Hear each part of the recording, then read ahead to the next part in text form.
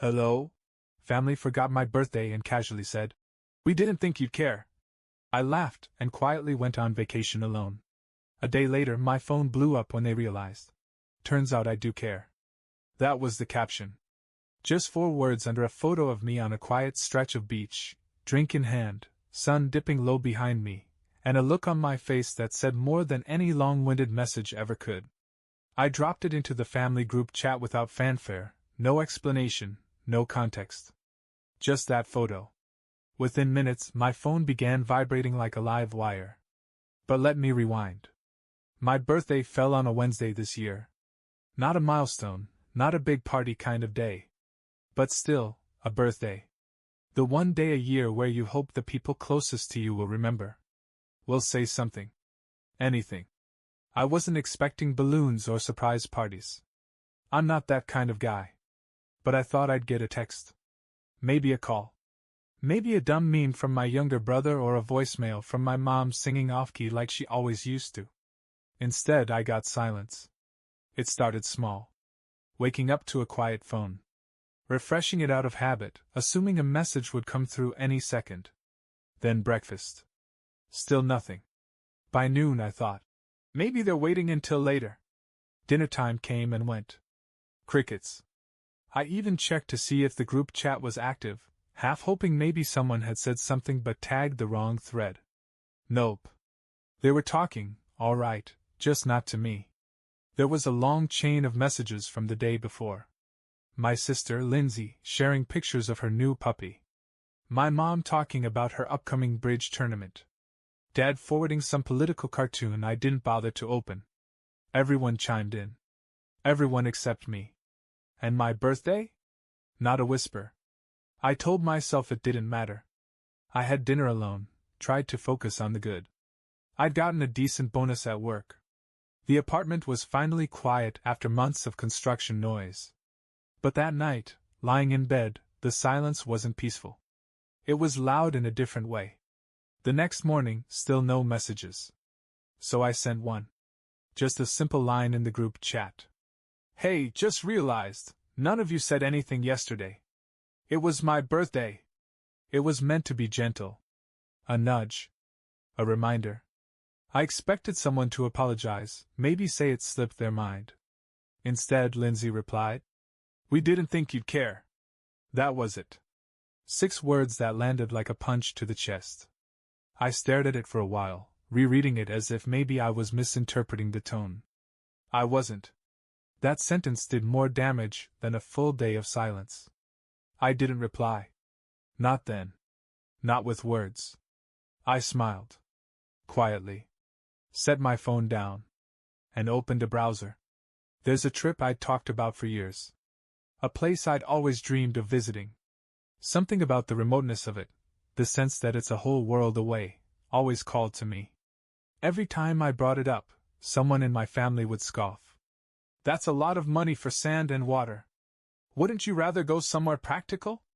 You can't do that kind of trip alone, it's depressing. But suddenly, I wanted exactly that. I didn't need company. I didn't need permission. I needed a reset. So I booked the ticket. Paid in full. No points, no discounts. Just peace. Then I packed my bags, made sure work was squared away, and slipped out the door. No one knew. I didn't leave a note. Didn't post anything. Just boarded the plane and disappeared. And that's where the story begins. Not on my birthday, not with the silence, but with the moment I chose to stop asking to be seen. The airport buzzed with the usual chaos, overhead announcements, the rush of people weaving through security. But for me, every sound became a gentle reminder of leaving it all behind. I remember the moment I realized that every sympathetic text, every call I'd waited for would never come. It was liberating in its own way.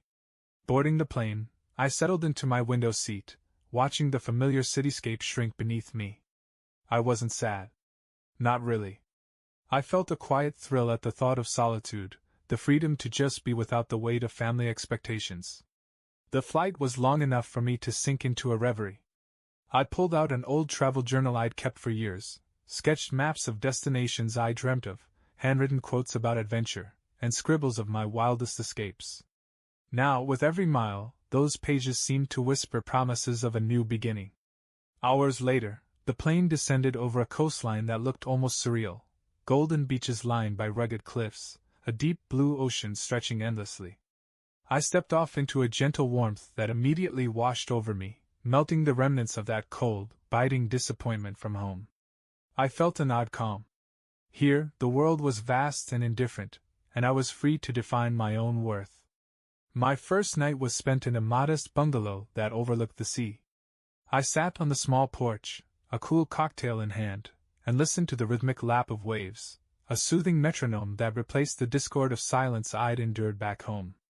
Every sound, every breath of wind, seemed to validate my choice. I wasn't running away. I was moving towards something real, a life that wouldn't rely on hollow family rituals. Yet, as I drifted off to sleep under a sky so clear it felt like a cosmic promise, I couldn't help but think, this was more than a vacation. It was a silent declaration that I deserved better. And with that realization, the journey was no longer just an escape. It was the first step toward a life where my happiness mattered most. The morning light streamed through gauzy white curtains as the waves rolled in steady, unbothered. I sat cross-legged on the porch again, barefoot, my coffee cooling beside me. That familiar ache in my chest, the one that had followed me for years like a shadow, felt quieter now. Not gone. Just lighter. I had no plan for the day. No itinerary. No one expecting me to check in or report back. And for the first time in a long while, that didn't feel lonely. It felt like breathing room. Around mid-morning, I wandered down to the beach. The sand was warm, the water unbelievably clear. I found a tucked-away spot beneath a leaning palm, laid back in a sun-worn chair, and ordered a drink from the nearby beach bar. It came in a tall glass with fruit and a little paper umbrella, ridiculous, indulgent, and perfect. That's when the idea struck me. I pulled out my phone. Opened the group chat. No one had said anything since Lindsay's "We didn't think you'd care" reply. The same thread where birthdays were usually flooded with heart emojis and inside jokes. Where they'd once posted 17 messages about my niece's lost tooth. Silence. I lifted my phone and framed the shot, the beach behind me, drink in hand, my feet barely in view. But it was my expression that mattered most, a half smile, not smug but calm. Like I had stumbled into something sacred. Click. I tapped the screen. No message. Just the photo. And then, beneath it, I typed, "Turns out I do care." Send. Then I turned my phone off. I didn't wait for the reaction. Didn't wonder how they'd interpret it. I just slid the phone into my bag, closed my eyes, and let the sun warm my face. For the first time in years, I wasn't waiting to be chosen. I had chosen myself. It started with a buzz. Then another. I didn't turn my phone on right away. I let it sit there, muted and vibrating deep in the canvas of my beach bag, like a panicked heartbeat trying to be heard. It wasn't until the sun began its slow descent behind the horizon, casting the water in copper and blood orange hues, that I picked it up again. 37 missed notifications. Group chat alive again after a full day of radio silence. The first message came from my mom. "Wait, where are you?" Then Lindsay. "Was that real? Are you actually gone?" Then the others started pouring in. Dad, who rarely texts, wrote, "You could have told someone you were leaving." Which was rich, coming from a man who didn't even remember the reason I left in the first place. My younger cousin even chimed in. "Dang, that's a power move." He always liked drama, even if he didn't understand it. But most of the messages weren't curious. They were defensive. Confused. Panicked. Like they had all suddenly realized something was missing from their carefully arranged little orbit, and that thing was me. Lindsay sent 3 voice notes in a row, none of which I played. The preview text alone told me what I needed to know. "Okay, I didn't mean it like that. We just thought you never made a big deal of birthdays. I was having a rough day too, you know." There it was. The slow pivot from indifference to justification to guilt. And the thing is, I wasn't angry anymore. Not really. Not in the way I used to be, back when I still hoped they'd wake up one day and just see me. What I felt now was something colder, cleaner. Done. Not dramatic. Not explosive. Just done. They didn't even realize how long I'd been fading out of the family photo, background by louder voices and shinier stories. How many years I'd been handing over parts of myself, time, energy, care, and getting crumbs in return. How often I'd laughed off being overlooked just to keep the peace. But that one sentence? "We didn't think you'd care." That cracked it wide open. And now they were scrambling, desperate to rewind something that had been unraveling for years. But I wasn't interested in rewinding. I was already somewhere else. Somewhere warmer. Quieter. Mine. The island had a rhythm of its own. By the second morning, I woke not to an alarm, not to the drone of emails or half-hearted family group messages, but to the sound of waves breathing in and out like a heartbeat older than time. I moved slower. I chewed longer. I noticed things: the shape of clouds, the way sunlight filtered through palm fronds, the laughter of strangers who didn't know my name and didn't need to. It was the first time in years I didn't feel like I was bracing for something. No one expected anything of me here. No one was disappointed or unimpressed. No one kept me around out of obligation or convenience. I wasn't a placeholder son, the overlooked sibling, the friend who always remembered birthdays no one returned. I was just a guy drinking coffee on a porch overlooking the sea. And that was enough. Back home, the messages didn't stop. My cousin Tyler sent a long paragraph about how everyone had been really busy lately, and meant to plan something. My mom called twice, then left a voicemail I didn't listen to. The group chat kept buzzing, threads unraveling with apologies wrapped in excuses. Even my dad, ever blunt, sent a message that almost shocked me. "Look, maybe we messed up. But you're making a big deal out of one missed birthday." That's when I knew. They still didn't get it. It wasn't about the birthday. Not really. It was about being forgotten so effortlessly that when I reminded them, they thought I was the one being dramatic. They thought silence was something I wouldn't mind because I never made noise. Because I'd never demanded to be heard.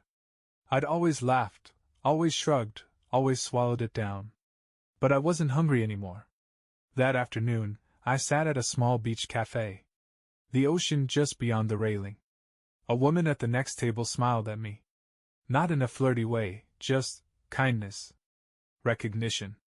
It felt strange, being seen so easily by someone who didn't know a single thing about me. And I thought, this is the life I want. Not the one where I keep trying to prove I deserve space in other people's plans. The one where I build something from stillness. From peace. From the startling, beautiful quiet of being enough on my own. That night, I watched the moon drag its silver trail across the water like it had somewhere to be and wasn't in a rush. I sat alone, no music, no phone, just the hum of insects and the slow churn of the tide. And I realized something. I'd never been lonely here. Not once. Which was strange, because for years, I thought solitude was the thing I feared most. I'd filled every corner of my life with people, family, friends, coworkers, always trying to be useful, likable, agreeable. Always available. Always saying yes. I thought staying connected meant staying safe. That being forgotten was the worst thing that could happen. But the truth? The worst thing wasn't being forgotten. It was remembering, in those quiet, aching moments, just how little space you ever really took up in the places you thought were yours. I used to believe love meant patience. That if I kept showing up, kept giving, kept shrinking myself to fit their world, eventually someone would notice. Someone would say, "Hey, we see you. We're grateful. You matter." But they didn't. And now that I was gone, they did what they always do, they reacted. Not because they missed me, but because they missed the version of me who made everything easier for them. They missed the available me. The quietly dependable me. The one who didn't ask for much and took whatever scraps of affection were thrown his way. But that version of me? He stayed home. The man on this island, the one with sand between his toes and a spine that finally straightened under the weight of no one else's expectations, he was something different. He was done performing. Done waiting. done belonging to people who only noticed his absence, never his presence. When I finally turned my phone back on, 3 days since I'd sent that photo, the screen lit up like a slot machine. Over 100 missed notifications. Voicemails stacked on top of each other. Missed calls from numbers I recognized by heart, and a few I didn't. The group chat was unrecognizable now. Where there used to be one-liners and lazy memes, there were long, frantic messages, one after another. Mom. Please call me. I didn't realize how hurt you were. Dad. You could have just talked to us instead of disappearing. Lindsay. I didn't mean it that way. I swear. We can plan something for when you're back?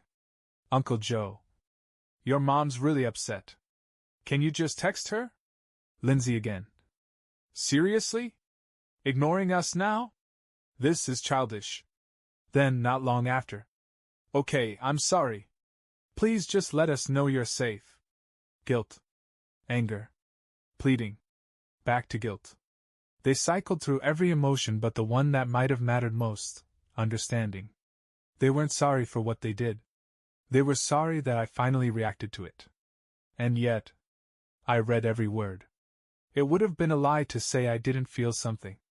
A small part of me, the same part that used to stay up late remembering childhood birthdays where I'd wait for them to notice the card I made, the help I offered, the effort I gave, still wanted a fix. Still wanted someone to step up and say, we were wrong. But none of them did. They just wanted it to blow over. Wanted me to come back. Resume my role. Let the silence return to its familiar, comfortable hum. So I gave them a silence that was louder. I muted the group chat. One by one, I tapped the names selected, block, and felt a strange sense of peace every time the confirmation popped up. There was no satisfaction. Just clarity. This wasn't about punishing anyone. It was about freeing myself from the echo chamber of being tolerated. Then, finally, I opened my contacts list and stared at the number I'd had since I was 16. And I changed it. A new number. No more unread apologies. No more birthday silence. No more pretending we were something we weren't. That night, I walked the shoreline until the tide reached my ankles, the surf cool and insistent, washing away any final trace of hesitation. I didn't need their noise anymore. The plan had been 1 week. 7 days to unwind, to reset, to catch my breath. But as my final day approached, something in me refused to go back. The thought of returning to the same familiar spaces, the same polite indifference, the same slow erosion of self, it felt heavier than any suitcase I'd packed. So I walked down to the front desk of the little beach resort and asked, "Any chance I could extend my stay?" The woman smiled, typing quickly. "How long are we thinking?" I hesitated. Then said, "Let's start with 2 more weeks." 2 turned into 4. And somewhere between hiking jungle trails and sipping morning coffee on balconies carved into cliffsides, something shifted. I stopped counting the days. I stopped checking the calendar entirely. I started making small, quiet plans, not for return flights or apologies, but for living. A coastal town a few hours south was looking for someone to help run a local guest house. A friend of a friend, a quiet man named David who'd grown tired of managing it alone, offered me a place to stay if I helped out a few days a week. Nothing formal. Just space. Time. A bed. A chance. It wasn't glamorous. But it felt real. And I found I liked the rhythm of slow, deliberate days. Cooking simple meals. Walking to town barefoot. Fixing things with my hands. No expectations. No trying to be what someone else needed. For the first time, I had room to ask myself what I needed. Some days the old doubts crept in. Was I being selfish? Was I running? But every time I walked through the village and someone greeted me by name, or sat by the sea with a book and no interruptions, I knew the answer. No. I wasn't running. I was finally arriving. It was a Tuesday when it hit me. I was sweeping the stone steps outside the guest house, the sun soft and low over the trees, when I caught my reflection in a dusty windowpane. I stopped. It was such a simple thing, my own face, older than I remembered, tanned from weeks in the sun, the crease between my brows finally softening. I barely recognized myself. Not because I looked different, but because for the first time, I looked at peace. There was no audience here. No role to perform. No sibling to outshine or parent to appease. Just me. Sweeping the steps of a quiet guesthouse on the edge of a new life. And I thought, this is who I've always been beneath the noise. It wasn't a grand epiphany. No lightning bolt. Just a quiet knowing. The version of me they forgot on my birthday, the one they assumed wouldn't care, was gone. And in his place stood someone sturdier. Softer, too. Not in a fragile way, but in that solid, unshakable way that comes from no longer needing permission to take up space. I hadn't spoken to my family in over a month now. I didn't miss them. Not because I hated them. But because I finally understood the kind of love I had been chasing didn't exist in that house. I'd spent so many years bending myself into versions of the son, the brother, the dependable one they'd accept. And they still didn't. Not because I wasn't enough. But because they never looked closely enough to see what was in front of them. Sometimes, people only value what they lose when it's too far gone to reach. And by then, it's not their right to have it back. I wiped my hands on my shorts and looked around, the garden, the porch, the hammock swinging gently in the breeze, and thought, I want to stay. Not just for another few weeks. For good. I never told them I wasn't coming back. I didn't need to. The silence they used to give me? I gave it back, but this time, it had weight. Purpose. It wasn't empty. It was full of peace. I changed my number. Closed my old accounts. Rented a small place above the cafe where I now help in the mornings. The sea is always just a few steps away. I wake up with the sun, fall asleep without worry. I didn't need a grand finale or some emotional confrontation. Just stillness. Freedom. And somewhere along the way, I stopped waiting for the people who never saw me to suddenly start trying. Because I see me now. And that's enough. Bye-bye.